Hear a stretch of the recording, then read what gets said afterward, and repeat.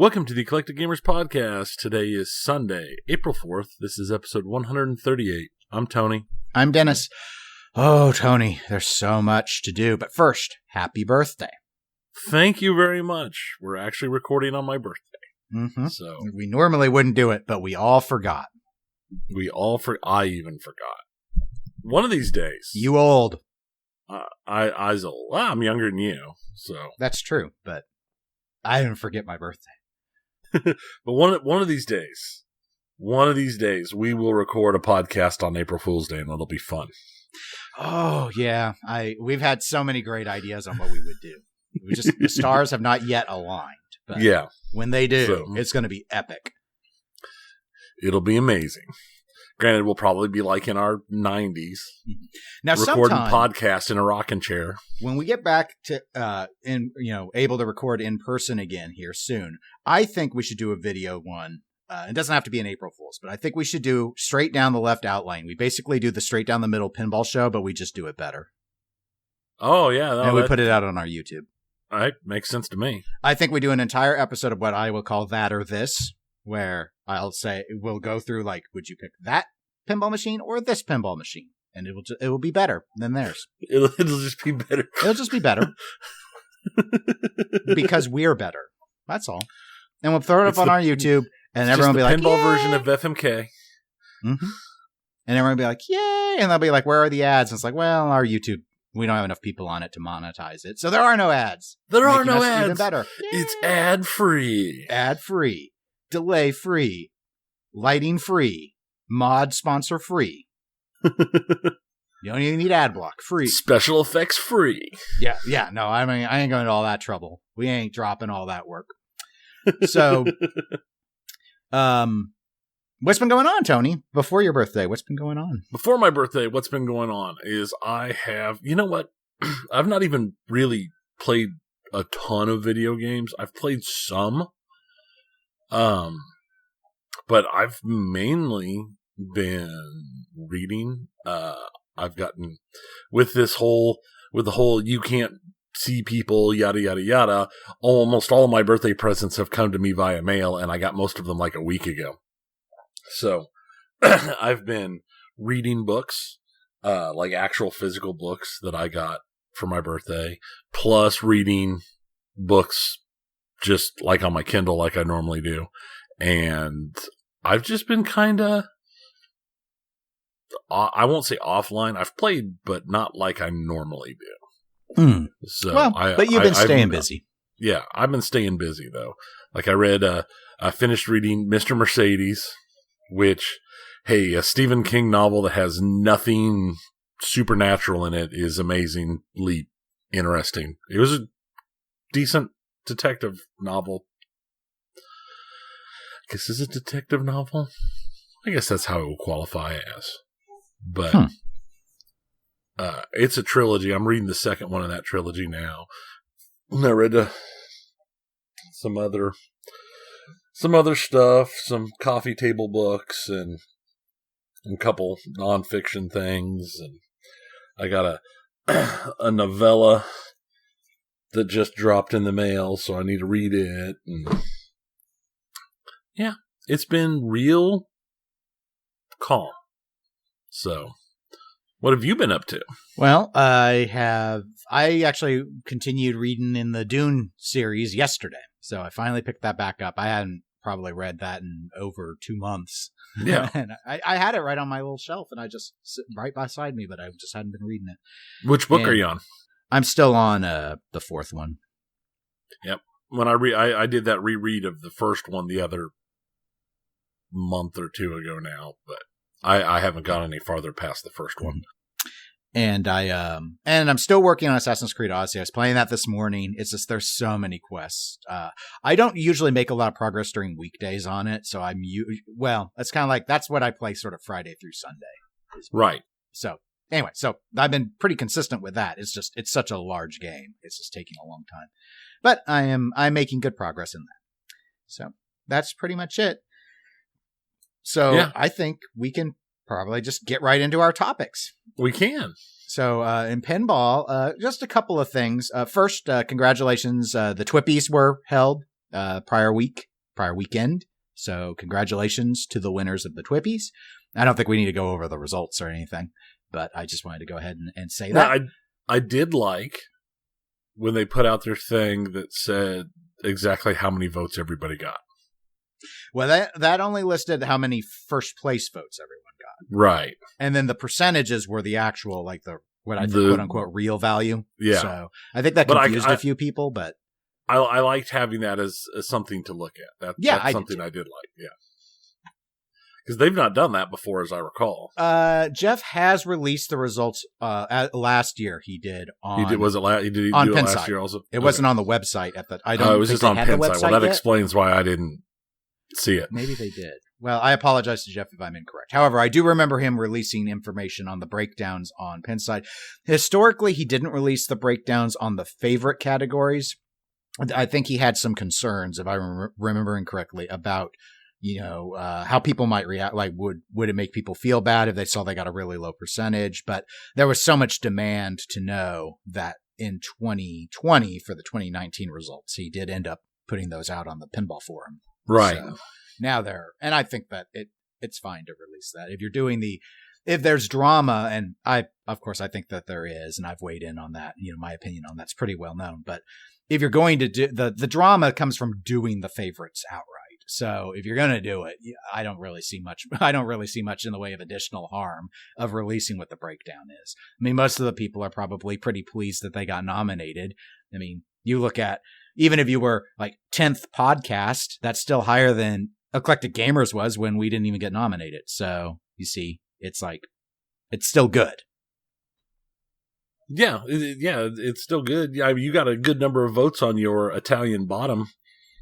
Did I? Article. I don't remember how it even placed. Somewhere in the kind of middle of the pack. Oh yeah, my publication. Yeah. And the Pinball Show was in the top 3 on the podcast side.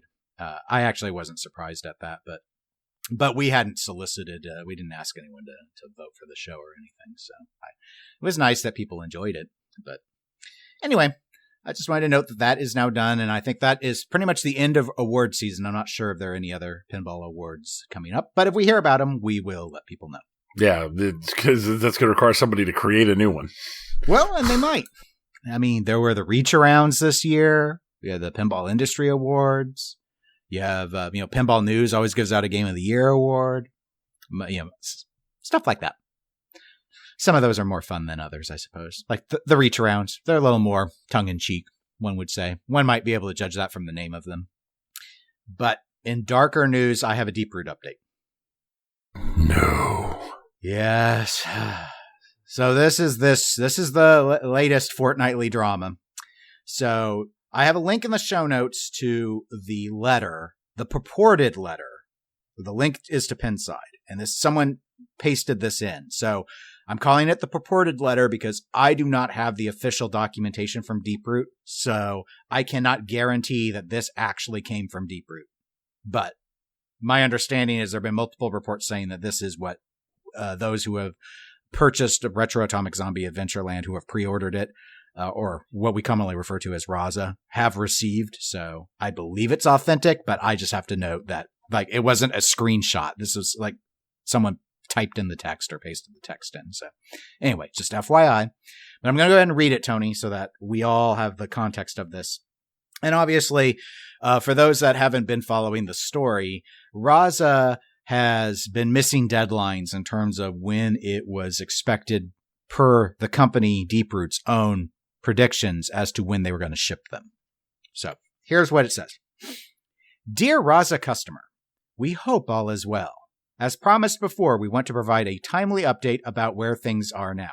As an aside, this is not in the letter. As an aside, I believe this dropped on April 1st. Not the best day to drop news. And that's probably not. That's not Deeproot's fault. That just is why April 1st is a terrible day. It's just a terrible day.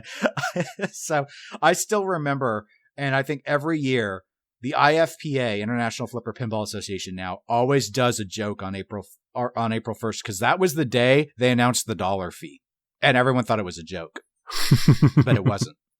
So now, anyway, all right, back to the letter. The latest we have from the lab is the UL for the USA and Canada reports are being prepared. We have passed the SAA requirements and 95% of the CE requirements. While product safety have passed, the emissions and interference test metrics for a few of the CE countries require additional modifications. We are still being told that it will take 4 to 5 weeks for the final CE certification reports after our fixes pass the tests. The UL reports should be herein in the next few weeks, which will allow us to move forward on those machines. We continue to appreciate many of our vendors being able to timely get us quality parts to spec. Unfortunately, some vendors are still having issues with global and regional supply chain disruptions. We thank you again for your patience. Despite the past, we don't want to be known as the company that customers can rely on for delays. Our entire team is very cognizant of that and are working hard to be accountable for lead and timelines. We are coming up on 5 months now since we opened up orders, when our teams are confident that they could delivery by February to March. We definitely are frustrated at our inability to follow through and overcome internal and external obstacles. While some things are outside of our control, we understand the importance of delivering on the promises made. As such, it now doesn't make any sense to make more RASA machines than orders. With current lead times on the certifications and parts, there will not be any significant updates in the next 6 weeks. Our goal is to update in mid-May, and at that time, if games are not imminently ready to start shipping, to offer some financial relief for the delays in the form of a return of store credit, discount of the RASA purchase, or allow customers to rescind RASA purchases for a refund with nominal interest. To those on this mail list that are not RASA customers but are waiting for surplus machines, we are so sorry that there will no longer be surplus machines. However, if some RASA customers decide to rescind their contracts, we will offer those first-come, first-served machines to the list for the original prices.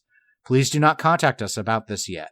We will only be able to provide an idea of availability closer to the end of May, once purchasers decide if they want to rescind their purchase. Best, Robert J. Mueller, Principal, Deeproot Pinball. Okay, so that's the end of the letter.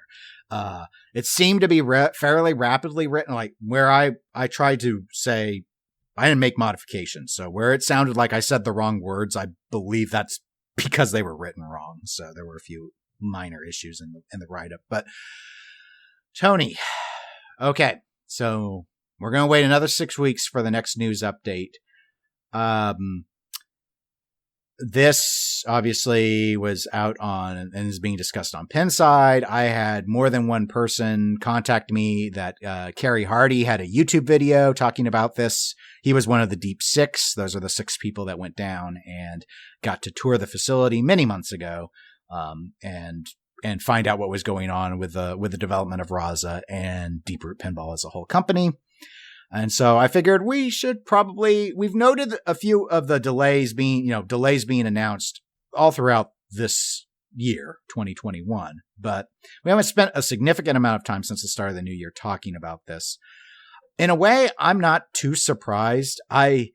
When they announced that they were going for the UL and CE certifications, I felt that their projected timelines were really aggressive. Like, I didn't understand how they really could get their approvals in as quickly as they seemed to think they could. And this was sort of echoed by Bruce Nightingale, who is one of the hosts over at the Slam Tilt podcast, talking about how long UL certification normally takes. So I may have been basing some of my own predictions off of what he was specifying, but regardless, they're very behind.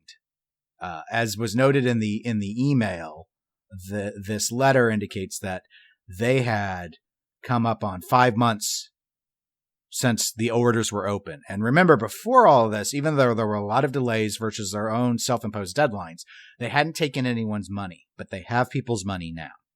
So what are your thoughts? I think that they expected just a massive outpouring of pre-orders that didn't happen. I think that's why they were not doing any extra machines. And I think that just the very fact that they are still struggling to get any of this stuff put together after, like you said, they've already taken people's money, is an indication of what we can expect from them for however much longer they last. Yeah, I mean, I get this decision to not do the surplus machine. Raza is essentially, I think, a failed product. It pre-ordered incredibly poorly, at least based off of what I would have assumed I would have wanted if I were a company. And I mean, we're talking even with the what was the number of machines they were planning to build? Around 130-ish? I don't remember. It was like less than America's Most Haunted, though. And that was with the surplus, if I remember correctly. So that's like, so you're dropping all of that. I think this is going to raise some red flags. Well, it raises red flags. I imagine some of the pre-order folks are going to be concerned now about when things go wrong on their games. Are they going to be able to get replacement parts? Or is that like they don't want to deal with trying to get the parts for the surplus games, so there's just not going to be any stock? Like if a mech breaks, are you just going to have to try and repair it? Or will there actually be some surplus of things to be able to contact the company and get things fixed? I would guess probably not. Or if there is a surplus, it's going to be super minor. There's no way that there's going to be an easy fix, just throw a new one in type thing for most of these parts if they're making so few. I mean, this is how far we've come from, remember, originally Deeproot was saying that they were going to launch with 5 or 6 games ready to go at launch. Yes, that was so long ago, it seems, because it was so long ago. Yes. And now they're bumbling through getting one machine out. Well, and this is they are stumbling where I think most people in the hobby thought they would stumble, the manufacturing. And I don't think it was because the hobbyists have any sort of great degree of foresight. It's just we've seen this same routine time and time again. Where did Highway fail? In the manufacturing. Where did Dutch Pinball struggle for years and only now start to get back and be able to do Big Lebowski? It was on the production side. Same thing with the manufacturing delays. It's always the manufacturing delays. It's not game development delays. I mean, we've seen some instances like with Stern Pinball, for example, where they release sort of code incomplete. But when you think about what's the big problem with GNR right now, they can't build them fast enough.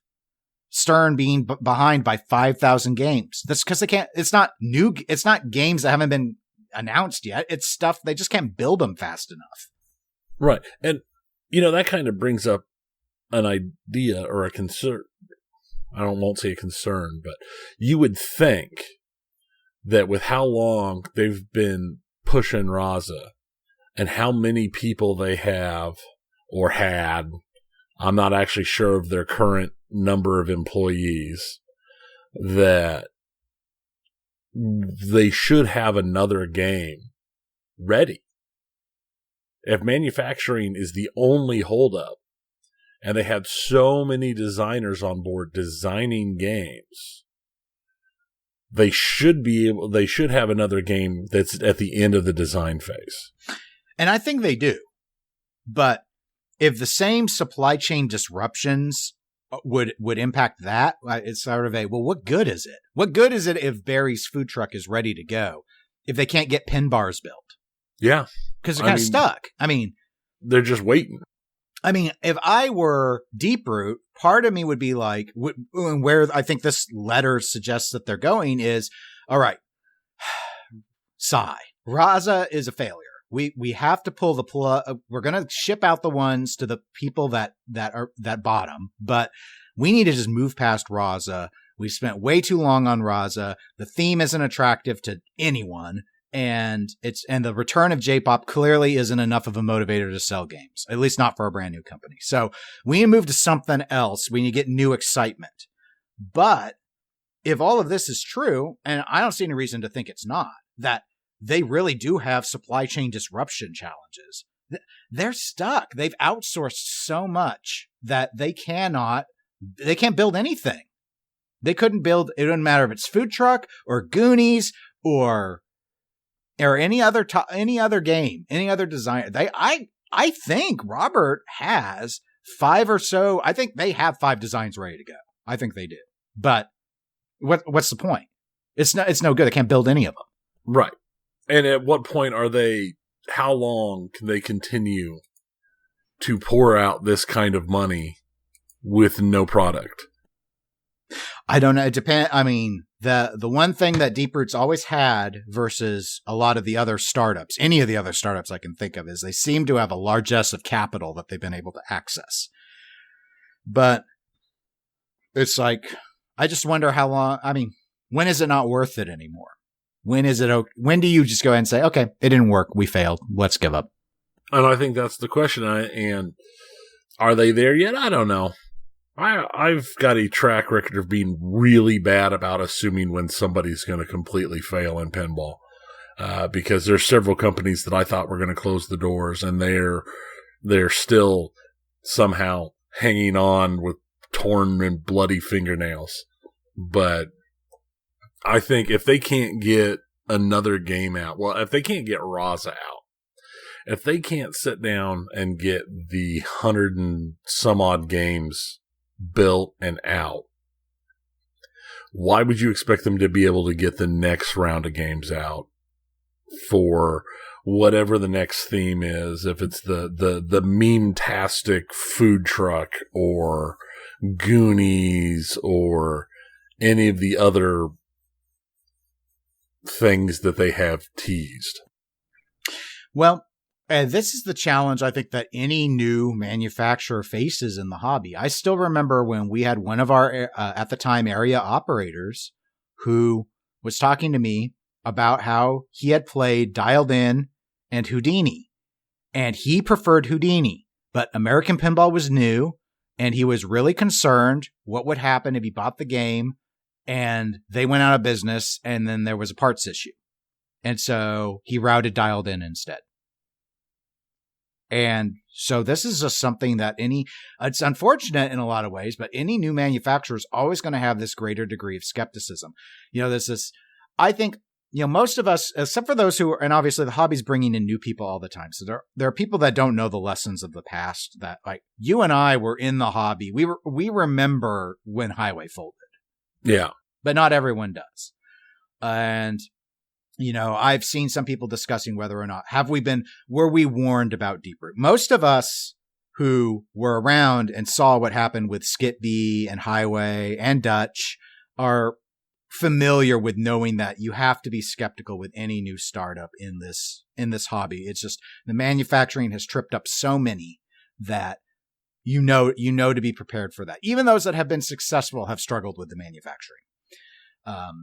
I suppose some people could have done a better job about warning us. I mean, and we had a discussion at the time when the Deep Six going out there, and then they had all agreed to NDAs. So it was like, well, what good are you to us if you can't tell us the truth? But even after they were released from the NDAs, I found very few of them were willing to be very public about high level criticism. The newest I've seen was Kerry's latest video, where I think he may have used the word scam. That's the first I've ever heard such aggressive language in public. I had someone who was one of the Deep Six warn me privately that they had serious concerns, but I'd never seen them say anything publicly. And, you and I, we've had this discussion because it's a catch-22. You wouldn't know at all if you didn't go and sign the NDA. But when you go and you sign an NDA, you no longer speak for the people anymore. Yeah. You've given that up. You've burned that bridge, one might say, because you've taken, and this is, I'm sorry, segueing a little bit, but I think it's interesting for those of us who do this, do the commentary side of the hobby, because it's a question of do you want access or do you want to talk to the people, sort of thing. And I just think it's something that everyone needs to evaluate. There's not a right answer. We might feel we have what's the right answer for us. Like your stance, Tony, on NDAs is very well known, that you don't agree to NDAs. Not at all. And I'll give and generally, I suppose I could think of a scenario where I would probably feel an NDA was justifiable that I would consent to, but I haven't run into it yet. And I'll give the closest I've come, just so everyone, this was months ago, but I had an established manufacturer approach me and ask me if I would sign an NDA so that I could discuss licensed video game concepts to bring to pinball. And I turned it down, even though I thought it would have been a really fun thing to do. Because My concern was, even though there weren't any red flags to make me worry about this, what if in the course of those discussions, I had learned something that made me think that the company might be in trouble? Right.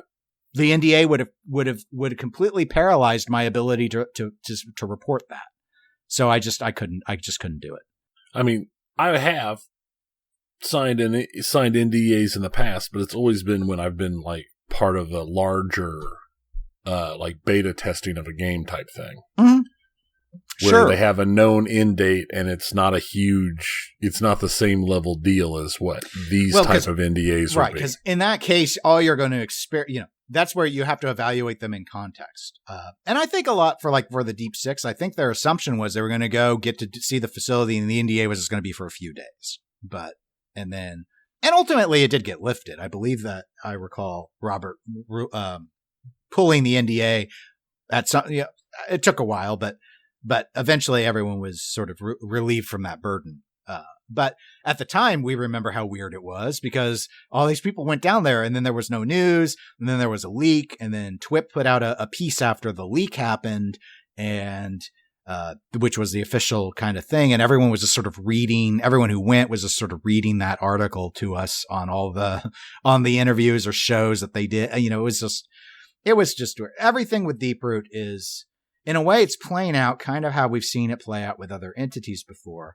The difference is they have these financial resources, so they've been able to survive better than most of the other ones that have struggled to have.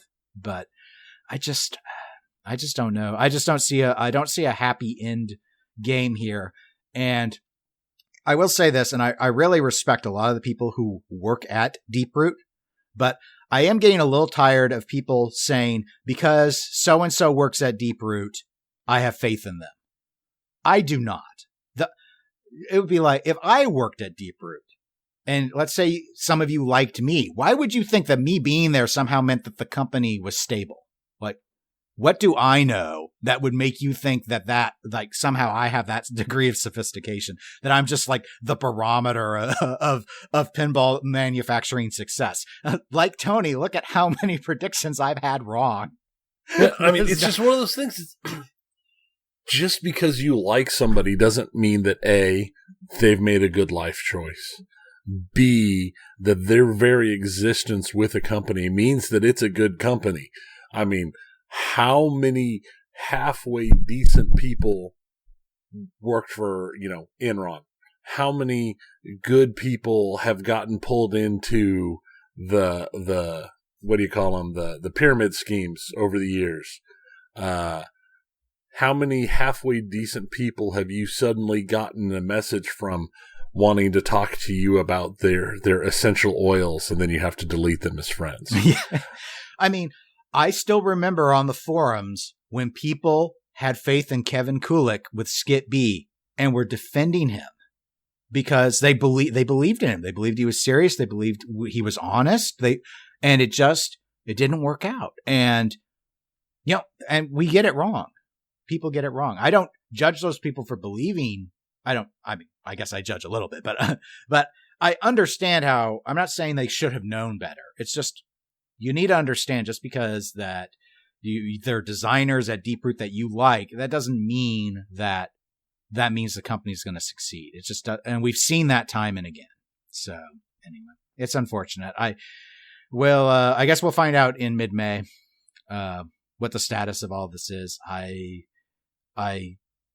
dare not predict anymore. I almost think just off of force of will that they're going to ship Raza at some point, if nothing else, just to, tie a bow on that chapter, even if they decide to go out of business after it. But I'm at this interested. Point, they're making so few of them, who really cares? Right. And I am deeply interested to see how many customers rescind their contracts. Yeah, I don't know. Because, now also with the no surplus and stuff, you're getting into that realm where people are going to want to roll the dice because could this end up being a game that sells for 2 or 3 times the amount that it retailed for because it's rare and collectible? Lebowski effect, Alien effect, grossly overpriced games well beyond what their actual playability would warrant. That's where I thought a lot of the stuff like with Skip B and stuff and Dutch where that came from was everyone wanted the next Big Bang Bar. That's what that was. Big Bang Bar, the reproduction of it, I think has done more damage to the hobby of pinball than anything else in the entire history of this hobby. Because it made people believe in the dice throw. And I don't understand the mindset of the people who that's their big goal when they buy a game. It's just about, it's like the people who, it's the expensive version of getting the collectible Beanie Babies. That's what it is.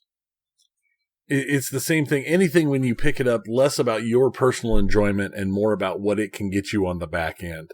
I just have a harder time understanding that. Not that there's anything wrong with doing, if that's how you collect and that's how you hobby. For me, it's just strange. I think it is for most, but some people, I guess, approach it more like an investment. So that's a sort of the angle they come from with it. I can see that, I guess. Well, that's our only real news topic to news our news about. So news or news? Yeah, I know that didn't make any sense. But what will make sense is I have a transition topic to move us into video games, and this comes from one of our listeners, Matt Roberts. He wants us to play a game, and so Matt wrote in and he said, "I was just thinking that 20 questions has been missing from the show, and that led me to come up with this new game. So which came first, the video game or the pinball machine?" So he sent a separate email with the answers, and I haven't opened that email up yet, to our EGP account, which, by the way, you can always write into us at eclecticgamerspodcast@gmail.com, which is what Matt did. And so he's sent us sort of these same sort of thematic games. One's a video game and one is pinball machine. And we need to decide which one came first. So I actually printed out his list, and I'll make notes as we go through these and then on what we've picked. And then I'll load up the answers and we'll score them and we'll see the results in real time, Tony. Does it make sense? Yes, it does. This is okay. Kind of an interesting idea. Yes. So here we go.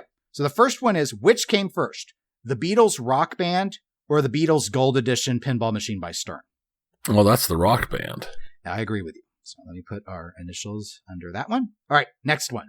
Arkham Asylum or Stern's Batman The Dark Knight? Dark Knight. I agree with you as well. So I'm marking that. All right. Guitar Hero Metallica or Stern's Metallica? Ooh. See, I never played Guitar Hero. I only played Rock Band. I'm going to go with Guitar Hero Metallica, but I'm going unsure. With Stern Metallica. So, but it's a blind guess. All right. AC/DC Live Rock Band or Track Pack, excuse me. The AC/DC Live Rock Band Track Pack. Oh, that's very specific, Matt. Or AC/DC by Stern. AC/DC by Stern. I agree. All right. Star Trek Online or Stern Pinball Star Trek? Star Trek Online. I'm going to say Stern Star Trek. But you said that so confidently, I think I'm wrong. All right. Lego The Hobbit or JJP's The Hobbit? I'm going with Lego The Hobbit for reasons. I'm going with that one as well. All right. Lego Pirates of the Caribbean or Stern's Pirates of the Caribbean? Not JJP's, Stern's. Stern's Pirates of the Caribbean. I agree with you. All right. Star Wars Jedi Fallen Order or Stern Star Wars? Pinball. Stern Star Wars Pinball. I think you're right. Star Wars Knights of the Old Republic or Williams Star Wars Episode 1? Oh, man. Oh, this is so Matt. This is so mean. This is so man. Far back. Oh, God. I'm going to go with Star Wars Episode 1 by Williams. So I'll tell you what I've written, because I already wrote it down in my ink pen. I'm trying to.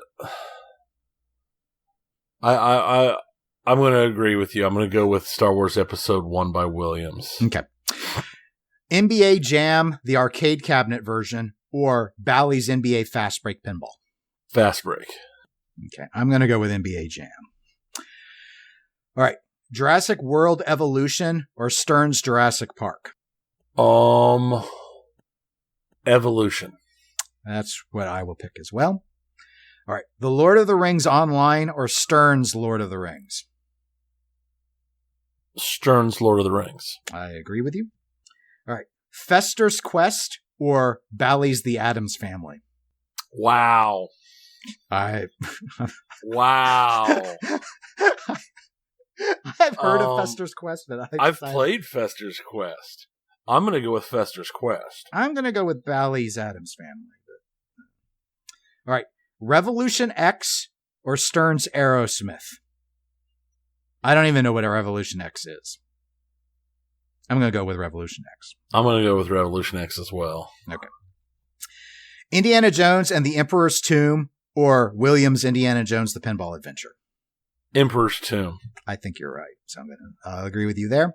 All right. The Teenage Mutant Ninja Turtles arcade cabinet or Data East's Teenage Mutant Ninja Turtles pinball? I'm going to go with the arcade cabinet. I will go with the pin. Because that's tough. Yeah.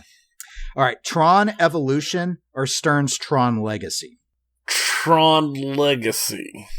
Okay. I'm going to go with Tron Evolution. All right. The Walking Dead, the Telltale Definitive Series, or Stern's Walking Dead? Telltale. Gosh, I played it. When did it come out? Well, I'm going to go with the pin. Well, I was going to say because it says Definitive Series. It's Definitive Series. If it's Definitive Series, I'll go with the pin. Okay, I'll change your result. I'll change. Yeah, because let me scratch it out. Sorry, that's just one of those things. If it was Chapter 1, I'm almost positive Chapter 1 was before the pen. But Definitive Series implies that it's all of it. Alien Isolation or Highway Pinball's Alien? Alien Isolation. I'm going with that as well. But you know what? I bet Alien by Highway was announced before Alien Isolation came out. That's where I think I'm struggling. All right.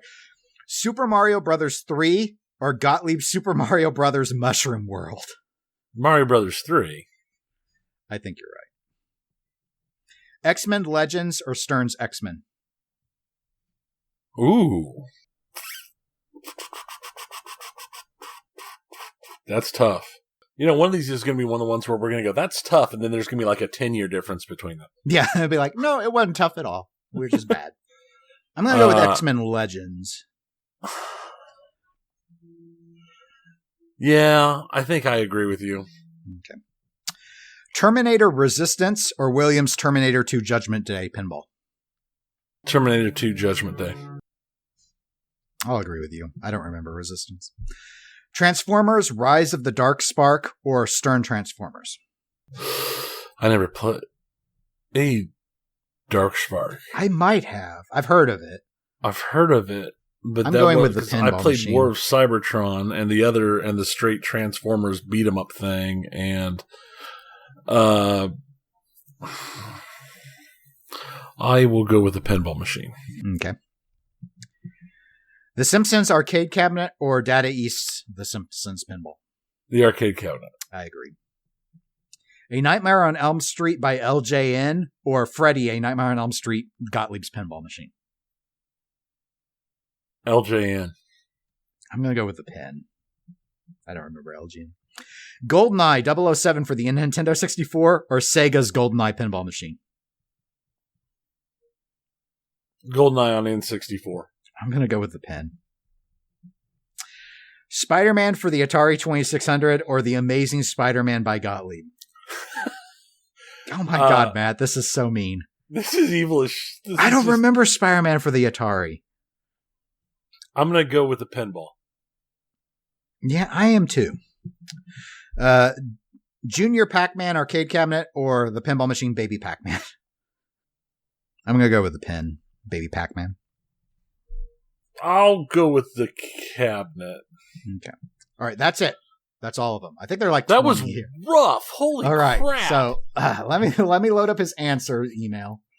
All right. Answers marked in green and years have been added. All right. Good. So we'll know when the ones where we think it's really hard, it should have been he made this really easy. Wow. This is much. We've had so many game submissions for the pinball show, and it's like Zach could never interpret the rules because I think they were all in the same email. So Matt made this simple. All right. So let's see. Beatles Rock Band is older than Beatles Pinball Machine. Rock Band was 2009. The pin was 2018. You and I both got that right. So yeah, that one's not a surprise. No, it was not. So let me put a hash mark. Okay. Batman: The Dark Knight was the pin was older by 1 year. It's 2008 versus Arkham Asylum, which is 2009. So we both got that one right. Nice. Let's see. Guitar Hero Metallica is 2009. It is older than Metallica the Pin, which is 2013. So you get a point there, and I do not. The AC/DC Live Rock Band Track Pack was from 2008, and the pin is 2012. So we both got that one wrong.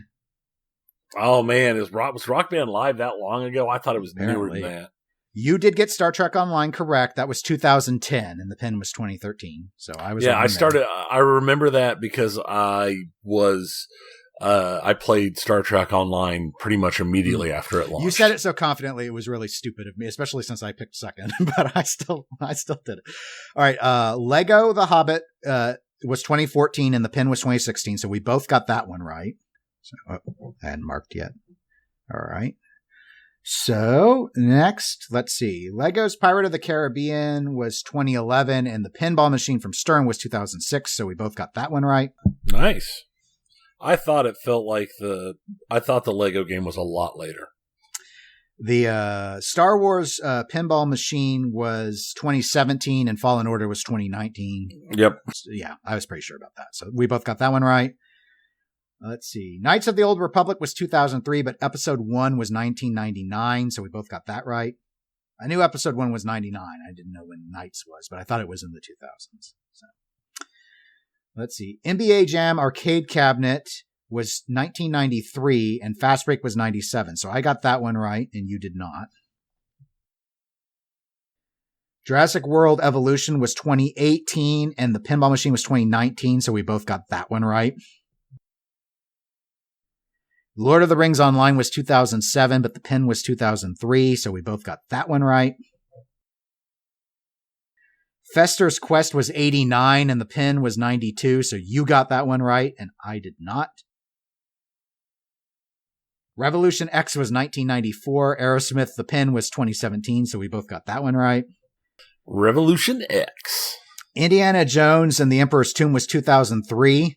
But the pin was 93, so we both got that one wrong. Toidle's Arcade Cabinet was 89, and the pin was 91, so you got that one right, and I did not. I remember playing that arcade cabinet, like, in middle school at the bowling alley. Tron Evolution was 2010, and the pin was 2011, so I got that one right, and you did not. Telltale Definitive Series was 2019.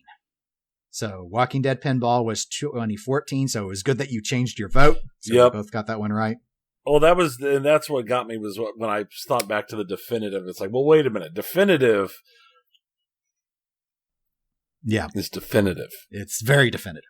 Alien Isolation was 2014, and Highway released their pin in 2017, so we both got that one right. Super Mario Bros. 3 was released in North America in 1990. Mushroom World by Gottlieb was 92, so we both got that one right. X-Men Legends was 2004. The pin was 2012, so we both got that one right. Terminator Resistance was 2019. The Pinball Machine was 1991, so we both got that one right. Whew, that one would have felt real bad. Rise of the Dark Spark Transformers video game was 2014. The pin was 2011, so we both got that one right. Simpsons Arcade Cabinet was 91, but the pin was 90, so we both got that one wrong. Really? Jiminy. Nightmare on Elm Street by LJN was 1990. The Pinball Machine by Gottlieb was 94, so you got that one right, and I got it wrong. GoldenEye 007 was 97 for the Nintendo 64. The Pinball was 96. Ooh. So you got that one wrong, and I got that one right. Spider-Man for the Atari 2600 came out in 82, and the Pinball Machine by Gottlieb came out in 80, so we both got that one right. And Junior Pac-Man came out in 83, but Baby Pac-Man Pinball came out in 82, so you got that one wrong, and I got that one right. And you beat me by 1. Wow. Why did you have to switch the Telltale? We could have been tied. We could have been friends. It was It was the wording. I had to think about the wording. Now, That was actually really well done and a lot of fun. I like that. yeah, That was harder than I expected. He did send, I didn't read the answer to this one. I didn't write it down because it wasn't in the base email, but he said, here's one for bonus. Not that you need it, but I guess we could see we could tie. I should probably write it out. All right. Which was older? Timco Super Bowl for the NES or Data East Monday Night Football? Super Bowl Tecmo, for the NES. Excuse me. Tecmo Super Bowl. Yeah, Tecmo. That's what you think is older? Yeah. So do I. But let's see where he put that one in. Or did he? Where's the answer? I don't know the answer. Let's look it up. Google. I choose you. Tecmo Super Bowl. December 91. Data East Monday Night Football. 89. 89. Okay, we were wrong. But we both picked the same answers. Anyway. I thought Tecmo was earlier than that, honestly. I did too, because it was a NES game, so I just thought, whatever. All right, well, good job, Tony. You won.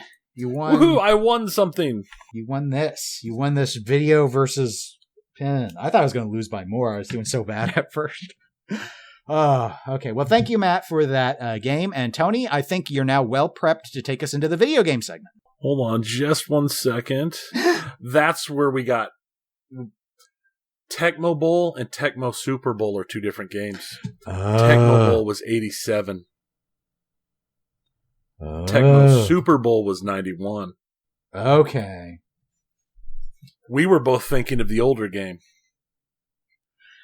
I didn't know there were two.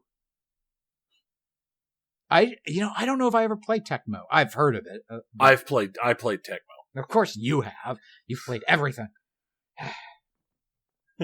I haven't played everything. I just sad. I just remember specifically playing a lot of Tecmo back in the day.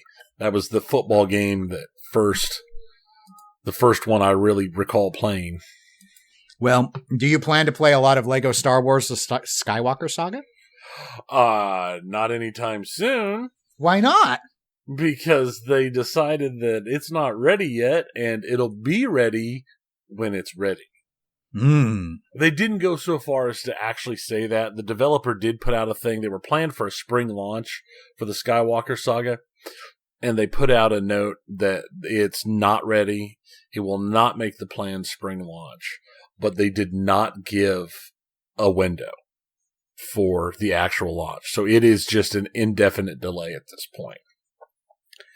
What's going to be interesting is it will include all 9 films. And so far, there have only been 7 Lego Star Wars games made. It's going to include the original. It's going to include all the old Lego Star Wars for the prequel trilogy and the original trilogy, plus the Force Awakens Lego Star Wars that was put out. But they never did one for the last 2 movies. So those will be completely new. Well, I'm glad they didn't give a release date. Yeah, I'm getting tired. We don't want to pull a Cyberpunk. Yeah, I'm getting tired of people giving release dates and then pushing back and pushing back and pushing back and pushing back. I miss the old days when companies were willing to say it'll be done when it's done. The only problem with some of those companies, those games never actually got done. Yeah. Or by the time they did get done, they weren't worth playing. Duke Nukem. Forever. I will say, I'm a big fan of the Lego games. Not just Lego Star Wars, but like all of the Lego games have been pretty fun. Like I know I played the crud out of the Lego Marvel Avengers game, and Lego Jurassic Park was fun. I've played the first, the original and prequel trilogy Lego Star Wars games. They're a lot of fun. The Lego Lord of the Rings game. I mean, those are good, fun games. Yeah, the Lord of the Rings might have been the last one I played. It's been a long time for me. So, in addition to that, last episode we talked about Outriders was supposed to be coming out, and it released. Yeah, and they had some server issues on day one, just like every new online game has.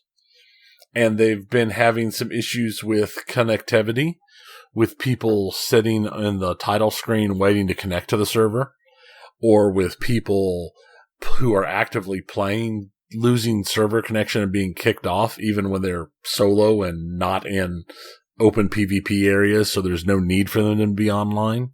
But that's the kind of thing you expect with an online-only game like that.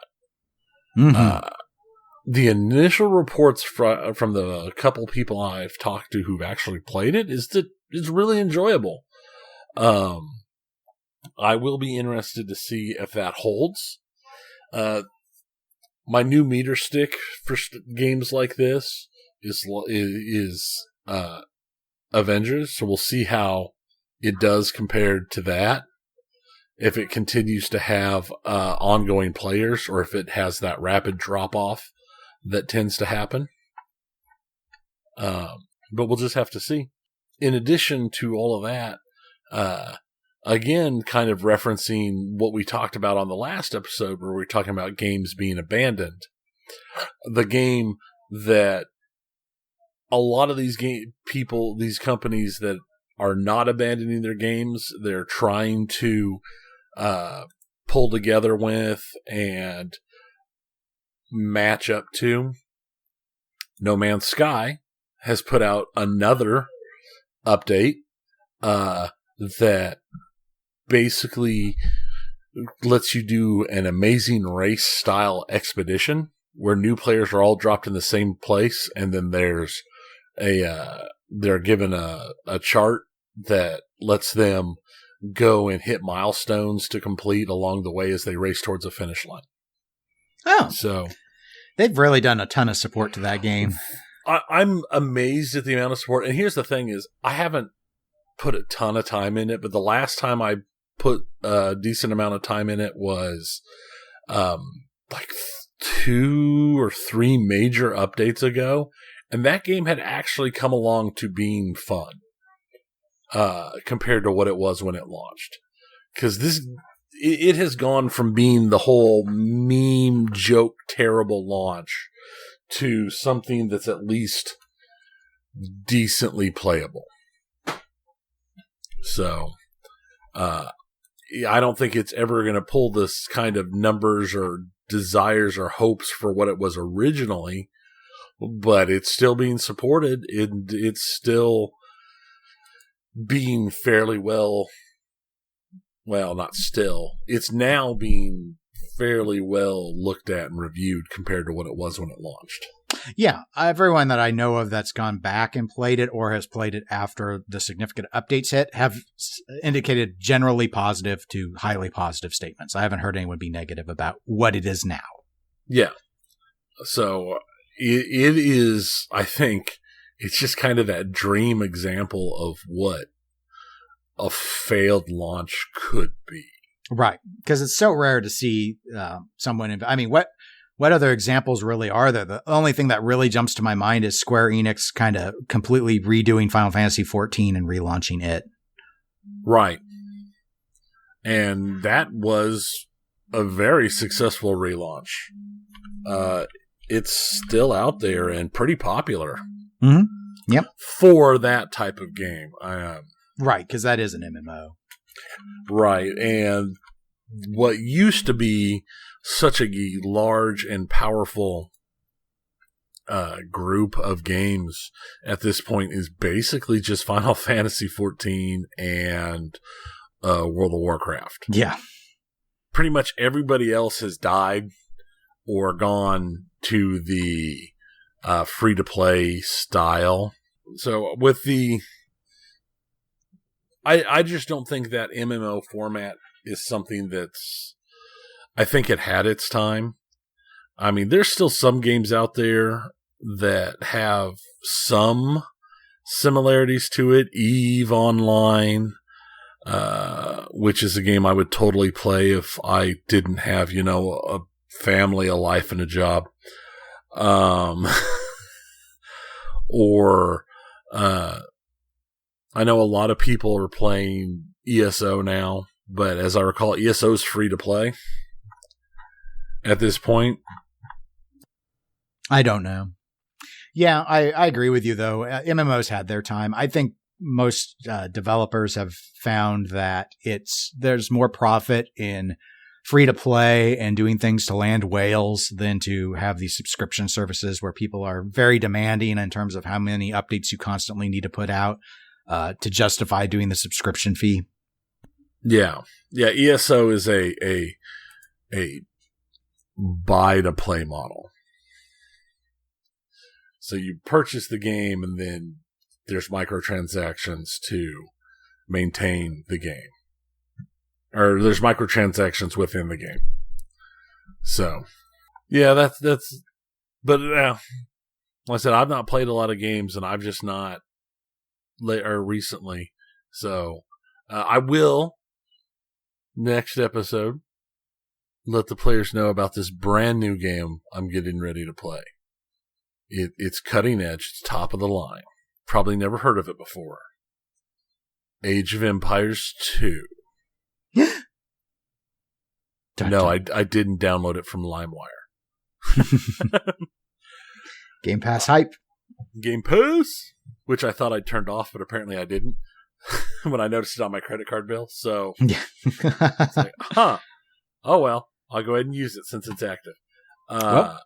That'll be something for us to cover next time. That'll be something for us to cover. How much it changed, what the actual definitive edition of that game looks like. Because that was a game, I don't know about you, I know I put stupid amounts of hours into that game. I did a lot of Age of Empires, just, back in my RTS days. Yeah. That was one of those RTSs that I played a lot. That and Total Annihilation. Mm-hmm. So. Well, but if people... blah, blah. Oh, go ahead. You go. Oh, okay. I was just going to say, if people would like to reach out to us before the next episode, they can email us eclecticgamerspodcast@gmail.com or go to facebook.com/eclecticgamerspodcast and contact us there. And I was going to say that we are available on Twitch, Twitter, and Instagram as eclectic_gamers. And I was going to say we will be back in 2 weeks. And I was going to say 2 weeks. And I was going to say goodbye, everybody. And I was going to say, see ya.